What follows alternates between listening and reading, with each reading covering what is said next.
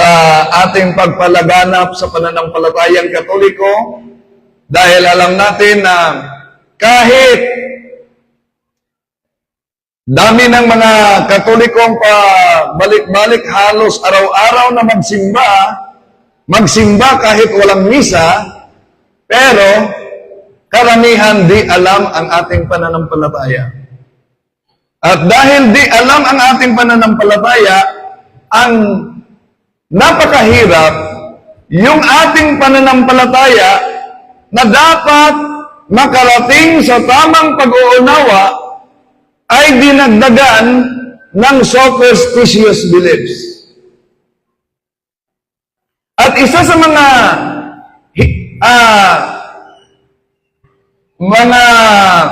ginagamit na argumento ng mga naniniwala ng mga superstitious beliefs, wala namang mawala nito pag maniwala tayo. Yon. Mga pamanhiin na hindi aral ng simbahang Katoliko. Kadalasan, lalo na yung paglapit sa mga albularyo, mga pagpadugo, mga paglagay ng barya sa mga haligi ng bahay, at iba pa na mga superstitious beliefs. Kadalasang argumento nila, walang mawala kung tayo ay maniniwala. Diyan natin makita na tuso talaga ang demonyo. John chapter 8 verse 44, ang demonyo ay ama ng kasinungalingan. Bakit? Yung mga nagsasabing walang mawala kung maniniwala, halimbawa, sa simple lang, tabi-tabi ako. Wala nang mawala niyan. Tabi-tabi ako. Malaking mawala niyan. Sa Catechism of the Catholic Church, 1038, superstition is a total departure of the worship that we give to the true God. It is manifested all forms of magic and divination. Ano daw ang superstition? Superstition is a total departure of the worship that we give to the true God.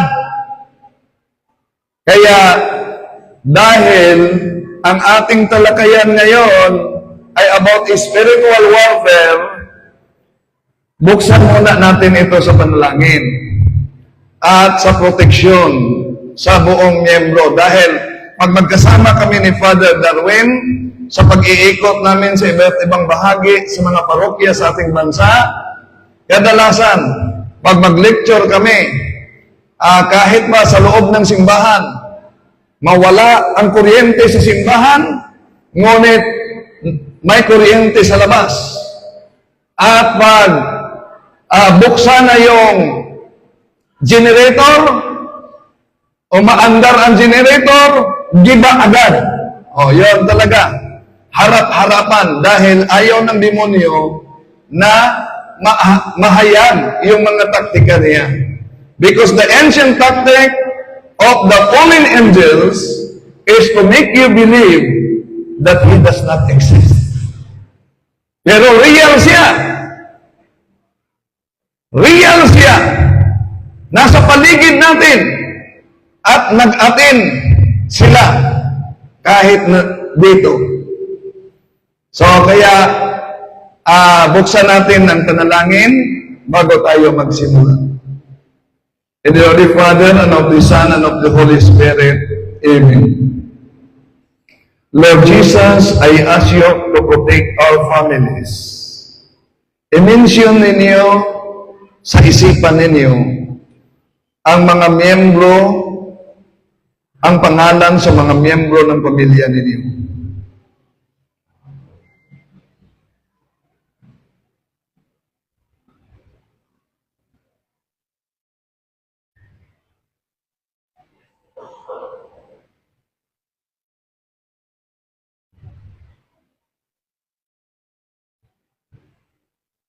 From sickness, from all harms, and from accidents. If any of us has been subjected to any curses, hexes, and spells, I declare this Colossae 6 and spells null and void. In the name of Jesus Christ, if any evil spirits have been sent against us, I decommission you in the name of Jesus Christ, and I send you to Jesus to deal with us. Amen. Then, Lord, I ask you to send your holy angels to guard and protect all of us. Amen. Dear Mama Mary, I humbly ask you to protect me, all those present now, and all those people in our lives whom we cherish, as well as all our positions. As we do this ministry, cover us all with your mantle of love and protection. For you are our mother and we are your children. Intercede for us to the Father, that all that we do and say may redound to His good pleasure and glory. O August Queen, and Our Lady of Angels, who received from God the power and mission of crushing the head of Satan, we humbly beg you to send us heavenly legions with St. Michael the Archangel as head, so that under your orders they may chase the demons, combat them everywhere, and refresh their boldness and drive them back into the abyss. Who is like God? O good and tender Mother, you shall always be our love and our hope. O Divine Mother, send your holy angels to defend us and to drive away from us the cruel enemy. Holy angels and archangels, defend us and guard us. Amen. Saint Joseph, terror of the demons, pray for us. Saint Michael the Archangel, pray for us. Our guardian angels, all saints in heaven, in the name of the Father, and of the Son, and of the Holy Spirit. Amen. Okay. Alam niyo mga kapatid, bago lang ako nanggaling sa Baoco Mountain Province, sa Ilocos, alam niyo naman, tad-tad ng mga superstitious beliefs doon. No? Kahit saan. Sa Ilocos Norte, grabe din. May mga pamanheen sila na wala sa atin. Meron silang tinatawag na guldol. Ano ba yung guldol? Ang guldol ay pag may mamatay, magugulgol sila ng manok, ipadugo nila yan. Kahit na yung iba, ginagawa nila sa simbahan, sa loob, bago lalabas. At ang sabi ng mga matatanda, ginagawa nila umano yan dahil pag di nila gagawin yan, nanganganib ang buong sambayanan nila. Kaya meron silang gulgol. Oh. Kaya sabi ko, sa Visayas and Mindanao, hindi namin yan ginagamit. Wala kaming practice na ganyan. Kung totoo ang sinabi niyo na pag di yan gagawin, nanganganib, ubos na sana ang tao sa Mindanao at Visayas. Pero, mapansin ninyo, Visayas, Mindanao, Luzon, meron tayong iba't ibang mga pamanhiin. Kaya napansin niyo mga kapatid, na napansin niyo ba na bago lang tayo nagdiwang ng 500 years of Christianity. Bago lang tayo nagdiwang ng 500 years of Christianity. Pero tingnan niyo sa paligid, kahit saan tayo umikot, bakit maraming mga Kristiyanong Katoliko ang naghihirap? Bakit maraming mga tayo ay nakumpil na and by the virtue of our baptism and confirmation, we are all soldiers of Christ and we are called to fight under His banner. Pero bakit maraming mga Katoliko ang grabe, lubog sa kahirapan at iba't ibang mga uring kasakitan na walang finding sa doktor? Bakit? Bakit parang hindi naramdaman ang grasya ng Diyos? Bakit? Dahil karamihan sa atin mga kapatid, para tayo bang binigyan ng kindi Pagkatapos kinain ang kindi, pati na yung kanyang supot. Oh, paano mo malasahan ang tamis ng kindi kung kinain mo, pati na yung balot? Di mo talaga yan malasahan. Dahil kinain mo pati balot ng kindi. Ibig sabihin, babalutin mo muna, tanggalin mo muna, saka mo kakainin upang maramdaman mo ang sarap ng iyong kinakain. Bakit karamihan ng mga Katoliko ay di natin naramdaman ang grasya ng Diyos? Dahil karamihan sa atin nakabalot ang ating pananampalataya sa superstitious beliefs. Kaya nga, napakatuso ng demonyo. Napansin niyo ba? Bawat sakramento ng simbahan may katumbas pang superstitious beliefs. Bawat sakramento. Halimbawa, sa binyag lang, may superstitious belief yung iba na pagbuhos ng pare ng holy water sa ulo ng bata, pag hindi iiyak, mababa lang daw umano ang buhay. Kaya yung iba, isikreto nila, kurutin nila yung bata para iiyak. Oh. May mga paniniwala sila na ganyan. At hindi lang yan. Siguro, iwan ko kung napansin niyo ba, na mayroong mga bago lang na binyagan, pagkatapos nagbinyagan, nagtatakbuan palabas sa simbahan. Bakit? Dahil may paniniwala sila na sino ang unang makalabas, yung bata na yan ay matalino yan. Oh. So, iba't ibang mga superstitious beliefs. No? At ang superstitious beliefs natin, mga kapatid, from womb to tomb. Napansin niyo ba yan? Mula sa sinapupunan hanggang sa libingan. Bakit? Yung iba, naniniwala sila para hindi sila lapitan ng aswang. Anong gagamitin nila? Yung ahos. Oh, yung iba gagamit ng mga tinik. Oh, para matakot yung mga tikbalang o aswang. Anong palagay niyo sa mga aswang? Balon?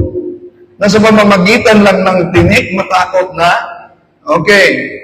Yung iba naman, para madali ang pag-anak, gagamit na sila ng lana ng ahas.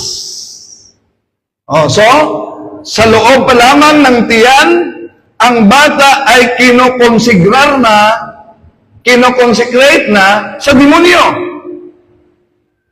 Pagkatapos magpabinyag, tingnan niyo yung magpabinyag. Meron ng iba't ibang mga pulcheras na kulay, sumpa sa usog. Oh, ayan. Dami na, mga pulcheras na pangkulay. Sumpa daw sa usog. Oh.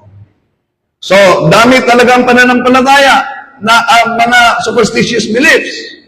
At hindi lang yan. Pag magpakasal,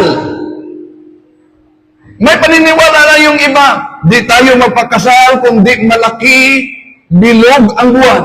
Mayroong paniniwala ang iba yan, na dapat magpakasal, bilog ang buwan. Pero iba na ngayon, karamihan magpakasal pag bilog ang tiyan. No. So, yung iba na paniniwala nila pag magpakasal, iwan ko kung ginagamit ba, nag-practice ba sa inyo, na may superstitious belief sila na kung tapakan ng babae ang paa ng lalaki, magiging under ng babae yung asawa niya. Oh, kaya may iba na pag-ikasal, sikretong tapakan ng babae yung paa ng lalaki para magiging under Pero sabi ng iba, wala pa rin epekto daw mano. Sila pa rin ang under. Oh. Ang problema, galing sa simbahan, pagdating sa bahay, may seremonyas pa. Iwan ko kung ginagamit ba dito. Ano yon? Yung mga matatanda, magkuha ng baso, lagyan ng tubig, at yung tubig, lagyan ng suklay. At ikutaw yung suklay sa tubig, isuklay sa babae, ikutaw na naman sa tubig, isuklay sa lalaki, ikutaw na naman sa tubig, at ipainom sa kanilang dalawa yung tubig. Yun kadalasan ng mga superstitious beliefs. Yun talaga kadalasan. At pag may mamatay na, yon, gabi na, tadtad ng superstitious beliefs. Pag may mamatay, tadtad ng superstitious beliefs. Bakit? Dahil may paniniwala ang iba, bawal maligo pag namatayan ka. May explanation yan. Dahil bilar, bawal na. Pero ang iba, nahulog na lang sa superstitious beliefs. Bawal talaga maligo pag may namatay na miyembro sa pamilya. So ang resulta, anong resulta? Mas baho pa ang buhay kaysa patay. So, merong mga superstitious beliefs. At yung paglabas na ng kabaong sa bahay, may mga superstitious beliefs na ang iba kailangan talagang susuong sa ilalim ng kabaong. At pagpunta na doon sa sementeryo, ang iba, ang ginagawa nila, magputol ng rosaryo. Yun, at maghanap pa ng balo. Sino ba yung balo? Dahil yun ang paputulin nila ng rosaryo. Huwag niyo yan gawin, mga kapatid. At paglabas sa sementeryo, ano mangyari? Magpausok pa. Di ba? Dami pang nagpausok. Bakit? Para hindi daw umano sumusunod yung mga kaluluwa pag umuwi ka. Well, kung yung namatay, may utang ka sa kanya, hahanapin ka talaga. No? So, daming mga superstitious beliefs.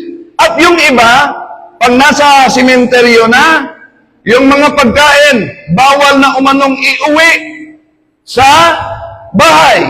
Dahil bawal para sa kanila kung ano mang dinala sa sementeryo, dalhin muli sa bahay. Kung gano'n naman ang logic nila, huwag na lang kayong uuwi sa bahay. Dahil galing na kayo sa sementeryo. So, daming mga superstitious beliefs. At di lang yan. Pag magtayo ng bahay, anong ginawa ng kalamihan? Yung mga barya, inililibing nila sa haligi ng bahay. May mga gumagawa yan, mga katoliko pa yan. At hindi lang yan. Maliban na inilibing yung mga barya, meron pang isinagawa silang padugo. Padugo sa mga haligi ng bahay. Alam niyo ba mga kapatid, sa Ministry of Liberation, kung ang bahay ninyo ay pinaduguan, kung ang bahay ninyo ay nilibingan ng barya, kahit pa obispo pa ang nag-blessing, wala nang epekto ang blessing niya. Bakit? Dahil nauna nang kinukonsecrate ninyo ang bahay sa demonyo. Kaya kailangan talaga ang exorcist na train sa Ministry of Liberation ang i-request. Dahil pag ang bahay ninyo ay nilibingan ng mga barya, unang gawin, kailangan talagang hukayin yon. Dapat hukayin yon. Kunin kung saan yung mga barya inilibing. At gigibain talaga yon. Bakit gigibain? Dahil yun ang kasunduan ninyo sa fallen angels. na magbigay ng swerte. 2 Hari Kapitulo 23, versikulo 12 hanggang 19, yung mga Diyos-Diyusan dapat susunugin, wawasakin, gigibain. Kaya, kung ang mga bahay ninyo, ilan sa inyo, nalagyan ng mga barya, pag uwi ninyo, magsimula na kayo paghukay. Asa na yung mga barya na yan? So kung ang bahay ninyo ay napaduguan, kailangan talaga ang exorcist, unang gawin ng exorcist, kahit pare hindi exorcist, pwedeng gagawa niyan. Una, i-break niya ang consecration ng bahay mo. Pero, bago i-break yan, kung may inilibing na barya, kailangan talaga yung hukayin. Kailangan talaga yung pukpukin para gibain yung kasunduan ninyo. At saka, i-break ang consecration, i-deliverance ang area, at saka i-blessing. Yun ang proper na procedure para magiging protektado tayo sa spiritual warfare. At yung mga sakramento, dala niyo yung sacramentals din.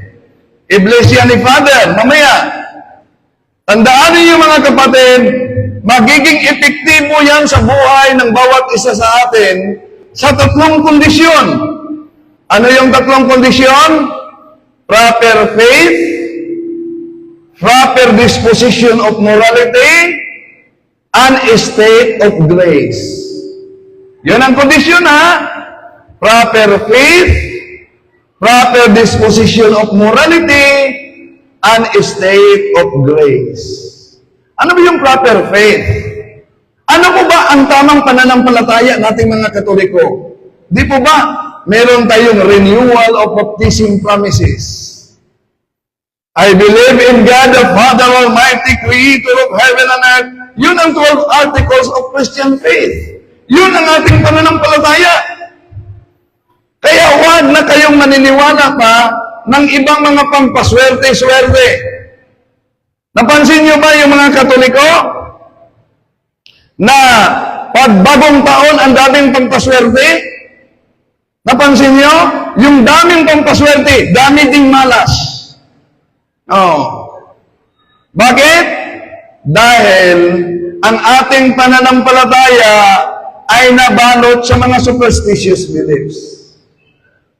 Okay. So, kailangan i-evaluate ninyo. Meron ba kayong mga nagawang padugo sa bahay ninyo? Padugo sa sasakyanan ninyo? Ipabreak ang consecration? Ikumpisal yan. Yung tunay na pagsisisi, act of contrition. Bakit? Dahil sa Ministry of Liberation, one good confession is equivalent of 100 solemn exorcism. Pero bakit? Bakit may mga kaso kami? Poses, pinakumpisal namin sa pare, pagbalik, poses pa rin. Kung one confession is equivalent of 100 solemn exorcism, bakit may mga poses pa rin kahit pinakumpisal na? Bakit? Dahil may mga nangungumpisal dahil pinakumpisal lang sila. Hindi totoong nagsisi sa kasalanan. Basta pinangkumpisal sila. Kaya walang nangyaring tunay na act of contrition. So kaya, poses pa rin. At hindi basta-basta yung act of contrition, mga kapatid. So, evaluate ninyo. Dahil may mga pagkakataon na may mga pumunta sa office namin, pag i-diagnose na, mga matatanda na, noong bata pa sila, naglaro ng spirit of the glass, spirit of coins, spirit of dami pa mga ginagawa nila. Pero, nung matanda na sila, inaatake. At ang tanong nila, bakit po ba matagal na yun? Bata pa kami naglaro. Bakit ngayon lang kami inaatake? Dahil ang fallen angels are not bound by time and space. Ibig sabihin, kung gaano man katagal na yon na ginawa mo sa mata ng mga fallen angels, ngayon lang yan. No? Kaya, i-renounce lahat. Yung paglapit sa mga albularyo, yung paglapit sa mga manghuhula, yung mga pampaswerte. Because we Catholics, we do not pampaswerte. We do not believe pampaswerte. We only believe the grace and blessing from God. At mangyari yan sa tatlo. Proper faith, proper disposition of morality, and a state of grace. Ano yung proper faith? Dapat yung pananampalataya mo bilang Katoliko, alam mo. Ang problema nating mga Katoliko, kahit tanungin tayo sa mga anak at apo, bakit mag-antanda ng cross tayo, sign of the cross? Yun lang, simple. Daming mga Katoliko, mahirapan na sa pagsagot. At tinitira tayo ng ibang mga sikta. Bakit kayong mga Katoliko, meron kayong Senior Santo Niño? Bakit tinatawag yang Senior Santo Niño na bata yan? Dapat junior yan. O yun, mga Katoliko, nahirapan na sa pagsagot. O nga, no? So tinitira tayo. So kaya dapat ating pag-aralan ang ating pananampalataya. Sa Catechism of the Catholic Church at kahit nasa canon law natin, canon 229, lay people have the duty and the right to acquire the knowledge of Christian teachings so that they may be able to live according to this teaching, to proclaim it, and if necessary, to defend it. Mga kapatid, sa pag-iikot namin ni Father sa iba't ibang mga dioceses, mapansin ko, puno-puno yung gym nila, daming mga tao. Pero pag mag-evaluation tayo, alam nyo, halimbawa ngayon, taas ang kamay ha, ilan sa inyo dito, lahat naman tayo siguro dito mga Katoliko, ilan sa inyo dito na nagro-rosary kasama ang buong pamilya? Taas ang kamay. Nagro-rosary, kasama ang pamilya. Very good. Merong tumataas talaga, pero maraming hindi. Di ba? Sige. Ilan sa inyo dito mga kapatid, may pagkakataon, nagkatisismo sa inyong mga anak, question and answer sa pananampalatayang Katoliko? Usa, dalawa, tatlo, apat, lima. Napansin niyo, sa dami natin, di ba? Ilan lang ang magtaas na magro-rosary together with the family. Ilan lang ang nagtaas na magkatikismo sa pamilya natin. Mga kapatid, ano po bang deklarasyon ng simbahan kaugnay sa pamilya? Sa Lumen Gentium, ang pamilya ay tinatawag na domestic church. Bakit domestic church? Dahil ang pananampalataya, ang panalangin, dapat magsimula sa loob ng ating bahay. Di pa huli. Ang daming hindi nagtataas na di nag-rosary together with the family. Daming di nagkatisismo. Di pa huli mga kapatid. Bago lang. Takot tayo. Bawat isa sa atin, takot tayo sa pandemic ng COVID-19. May social distancing. Di tayo basta-basta nakalabas. Pero may pandemic na hindi napansin ngayon ng karamihan mga Katoliko. At ito ang pandemic ng lukewarmness. At ang lukewarmness nagsisimula sa bahay natin. Kaya mga kapatid na Katoliko, inaanyayahan ko kayo, magpakasimbahan tayo, simula sa ating tahanan. Ibalik natin, pray the rosary together with the family. Ayon kay Saint Louis de Montfort, praying the rosary alone is effective, but praying the rosary together with the family is very effective because it is an army attacking to the demons. Sige, bigyan ko kayo ng background, para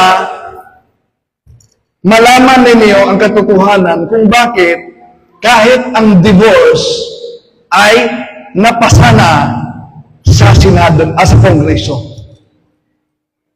Bigyan ko kayo. We are in the field of spiritual war. Whether you like it or not, whether we believe it or not, but we are in the field of spiritual war.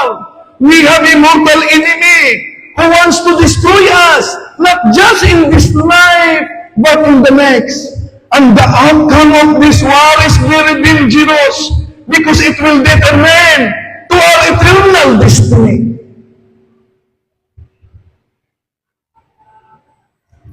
Paramihay ang demonyo ng mga kaanib.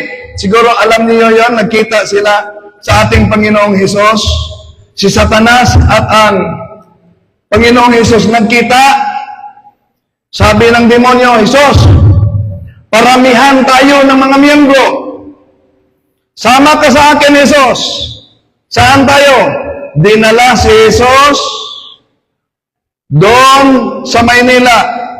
Dito tayo sa Pugo. Daming mga Pugo dito. Meron ka bang ni isa sa iyo nito, Hesus? Di talaga umiimik ang ating Panginoon. At dinala ang ating Panginoong Hesus, punta tayo sa Kongreso. Dinala ni Satanas ang ating Panginoong Hesus sa Kongreso. At sabi ni Satanas, ito ang mga mambabatas na nagpasa ng divorce. Meron ka bang sa iyo nito, Hesus? Di naman numimik ang ating Panginoon. Pero sabi ng ating Panginoon, punta tayo sa, anong lugar ito?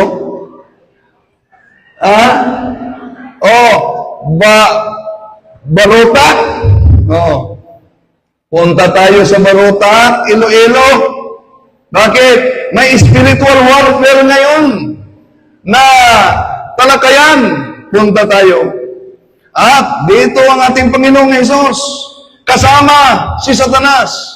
At grabe, sabi ng ating Panginoon, nakita mo yung mga Katoliko nag-attend dito?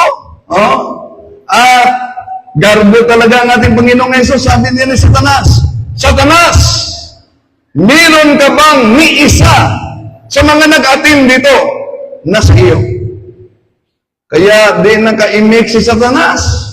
Pero alam mo naman, yung si Satanas ay napakatoso. Habang tinitingnan niya yung mga nag-attend, sabi niya, Jesus, nakita mo ba yung nakita ko? May natutulog. Yun po bang natutulog, Jesus? Ay iyo ba yun? Kaya huwag mong siguruhin na lahat ay sa iyo yun. Kaya mag-ingat kayo, Mag-ingat kayo. Malapit na si Father Darwin. Mga kapatid, real talaga ang ating spiritual na digmaan. Napansin niyo ba? Yung mga Dominican, yung mga Franciscan, bakit nandito sa tagiliran ang kanilang Holy Rosary? Dahil ito ang sandata natin spiritual.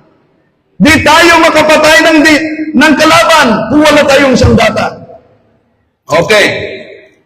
Bakit si Satanas naging Satanas? Bigyan ko kayong background. Ito mga kapatid, ang nangyari.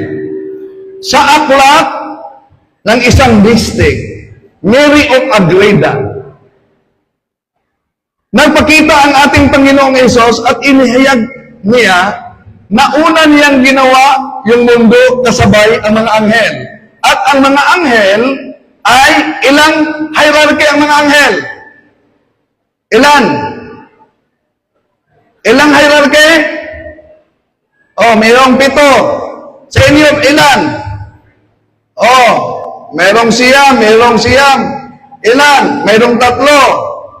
Oh, sinong pabor na 7 ang hierarchy? Ang hindi bumoto, walang snacks.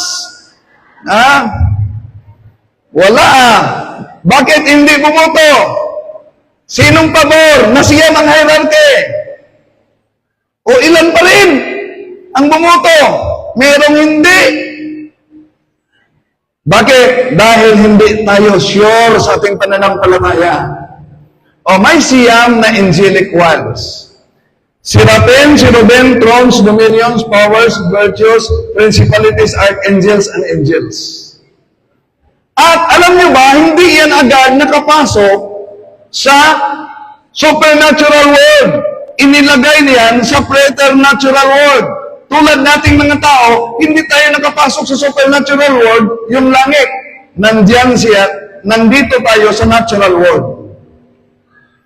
Ang mga anghel, bago sila pumasok sa langit, binigyan sila ng Diyos ng 3 pagsubok. Ano yung 3 pagsubok? Una, infused knowledge na ang Diyos ay Trinity. Father, Son, and Holy Spirit, and these 3 are one. John chapter 5, verses 6 up to 7. Alam niyo ba, sa unang pagsubok, si Satanas, si Lucifer, nakapasa. Tanggap niya na ang Diyos ay Trinity. Pero pangalawang pagsubok, inihayag ng Diyos na ang ikalawang persona sa Santissima Trinidad ay magkatawang tao. Yun ang di na matanggap ni Lucifer. Di pwede. Bakit tao? Na ang tao ay mababa lang sa mga anghel. Di nila niya matanggap. Ikatlong pagsubok, inihayag ng Diyos. At dahil ang ikalawang persona ay magkatawang tao, pipili siya ng isang babae na walang mansa ng kasalanan, Immaculate Conception, at ito ay puno sa humility.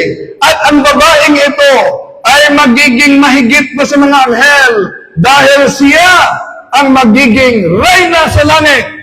Doon ang galit ni Satanas. Bakit mas pinili mo ang tao kaysa aming mga anghel? Mula ngayon, gigibain ko na ang tao. Yun ang espiritual na digmaan. Inabangan na ni Satanas ang paglikha ni Adan at ni Eva. At ang akala niya na si Eva ay magiging Birhen Maria na yon. Ngunit, siya ay nagtagumpay man kay Eva. Ibang babae pala ang hinulaan sa Genesis Kapitulo 3, versikulo 15. At hindi si Eva. Sa Latin, ang Eva sa New Testament ay naging Ave. Eva naging Ave. Ave Maria Gracia Plena Dominus Tecum. So yon. Kaya ito ang dahilan kung bakit, mga kapatid, target ng demonyo ang sinapupunan ng babae. Abortion! Contraception! Kaya proper disposal of morality, ibig sabihin, kasal ka sa pare, pero gumagamit ka ng contraceptives. Di ka pwedeng mangumunyon. Patay ang kaluluwa mo. Mortal ang kasalanan mo. Daming mga Katolikong gumagawa niyan. Hindi lang sa mga kasal, even with luwal. That is a grave sin. Huwag kayong magkomunyon kung gumagawa ka mo niyan at hindi kayo nangungumpisal. Life begins at the moment of conception. Baka sabihin niyo, grabe naman itong simbahan. Padami ba tayo ng mga anak? Kahit hindi tayo makapag-aral, hindi tayo makapagpa-eskwela? Di naman. Kaya nga meron tayong natural method of family planning. Ano yung natural method of family planning? Simple lang. Ang formula, anong simple? Basta-basa, bata. Anong ibig sabihin basta-basa, bata? Pag fertile ang babae at hindi pa kayo handa na may mabuong buhay, dapat may pag-uusap, may pagpipigil sa sarili, hindi gagamitan ng contraceptives dahil yan ay very demonic. Abortion, contraception, divorce. Kaya nga, tingnan nyo, ang mga pangyayari ngayon, same-sex marriage. Bakit same-sex marriage? Zero ang populasyon. Ayaw ng demonyo na may maanak, may mabinyagan, may makapasok sa langit, habang ang mga demonyo, di sila makapasok sa langit. May idiniliverance ako mga kapatid. Fiesta pala na yun ng Assumption of Mary. At habang nag-deliverance ako, sabi ng demonyo sa katawan ng babae, unfair ang Diyos ninyo! Unfair ang Diyos ninyo! Si Maria pinaakyat sa langit! Kami di makaakyat! Naalala ko, aba, assumption pala ngayon. Kinonfirm ng demonyo ang celebration ng simbahan. At nang nag-prayer kami, Salve Regina Mater Misericordiae Vita Dulcedo et Spes Nostra Salve Abdica Mamos ex Solis Filibi. Grabe ang sigaw ng demonyo. Hindi siya reyna. Ang korona niya dapat sa amin. Bakit alam niyan yung panalangin ko? Hail Holy Queen. Latin yon. Salve Regina Mater Misericordiae. So alam ng demonyo na ang pagiging reyna sa mahal na Birhen Maria yon. Kaya, sa mga hindi nagro-rosary, huwag niyong kalimutan, when Mary is present, the devil is absent. When Mary is absent, the devil is present. Pray the rosary. Dahil, ang formula ng spiritual warfare natin mga kapatid, more prayer, more power. Less prayer, less power. No prayer, no power. Ulitin natin. More prayer, less prayer, no prayer. Yun. At napakaganda yung rosary. Unang bahagi, ating sinasambit ang the 12 articles of Christian faith. I believe in God the Father Almighty, and in our Father. Ano ba yung nasa bahagi ng our Father? Seven petitions. Perfect prayer. Ano yung ika-6? Ano yung ika-6 sa petition? Ano? Sa our Father, 6 petition.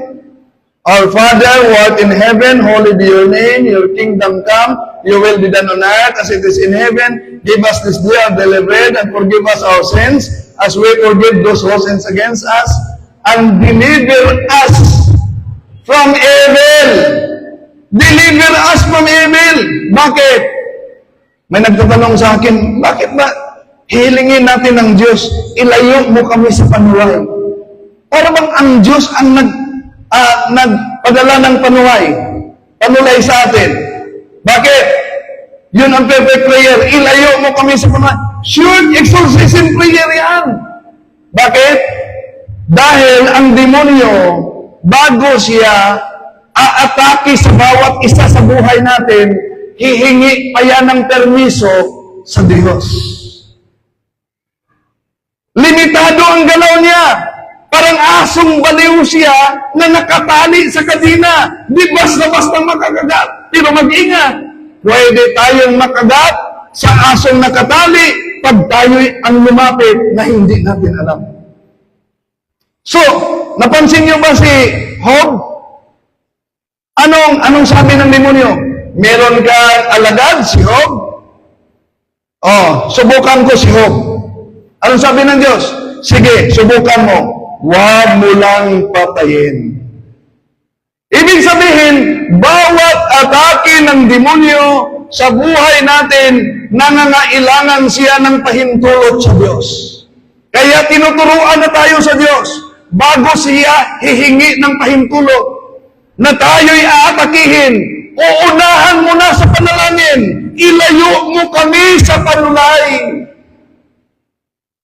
At kung pahintulutan man ng Diyos ang panulay na umaatake sa atin, may kasunod. Ikapitong player. Ilayo mo kami sa panulay? Deliver us from heaven? Our Father who art in heaven, hallowed be your name, your kingdom come, your will be done on earth as it is in heaven. Give us this day our daily bread and forgive us our trespasses, as we forgive those who trespass against us, and lead us not into temptation, but deliver us from evil. Kung pahintulutan mo man, Panginoon, ang demonyo na umaatake sa buhay namin para kami ay mananatiling banal at mag-grow sa kabanalan, ilayo mo kami sa panulay.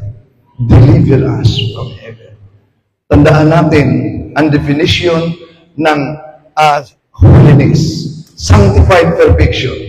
Sanctified perfection, the excellence of grace, and the adornment of all virtues.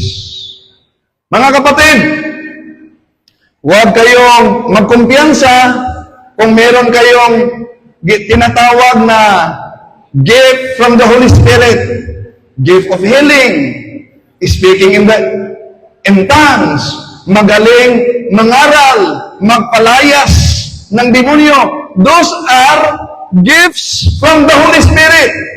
And ang gifts of the Holy Spirit, hindi yan palatandaan na puno ka ng Espiritu Santo. Because anyone can do that, but hindi ka kilala ng Panginoon. San Mateo Kapitulo 7, versikulo 22-23. Ano ang batayan na tayo'y puno ng Espiritu Santo? Not the gift of the Holy Spirit, but the fruit of the Holy Spirit.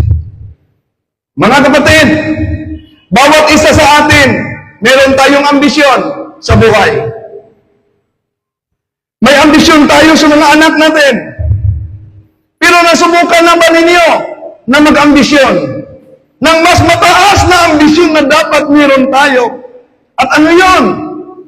Nag-ambisyon na ba kayo na magiging santo tayo? Dapat ang pinakamataas na ambisyon na dapat ang bawat isa sa atin ay mag-ambisyon na magiging santo. Bakit? Kung yun ang ating ambisyon, siguradong ibigay yan sa Diyos sa atin.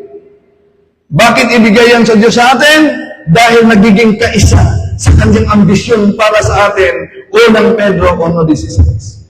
Bago ko tapusin ang aking lecture, mga kapatid, dahil papasok na ngayon si Father Darwin, mayroong kaso, isang babae, may kasintahan siya na engkanto. Ito, engkanto. At na-under siya sa Office of Exorcism. Sabi niya sa kasintahan niyang engkanto, dalhin mo ako sa bahay ninyo, gusto kong tingnan yung bahay ninyo. Dinala siya, napakalaki ang bahay niya. Grabe! Pero ang napansin niya, walang upuan, walang kaldero, walang plato, walang higaan. Tinanong niya ang kanyang kasintahan, bakit wala kayong kaldero? Bakit wala kayong higaan? Bakit wala kayong upuan? Ang sagot ng kaniyang kasintahan, wala kaming upuan, wala kaming time magpupo. Wala kaming kaldero, wala kaming time magsaing, wala kaming time kakain. Dahil overtime kami sa kaluluwa ng tao ngayon. Mga kapatid, full-time demons cannot be defeated by a part-time Catholic. Kaya, we are in the field of spiritual warfare. Pray the rosary. Ano nasa rosary? Pray for us sinners, now and the hour of our death. Dahil ang digmaan nating spiritual, mas maging malala pa sa panahon na malapit na tayong mamatay. Sisiguruhin ng demonyo na di tayo makapasok sa langit. Kaya, nandito tayo sa spiritual na digmaan. Huwag niyong kalimutan ang pamumuhay. Cares, confession, adoration, rosary, Eucharist, and sacramentals. At susunod ngayon, si Father Darwin.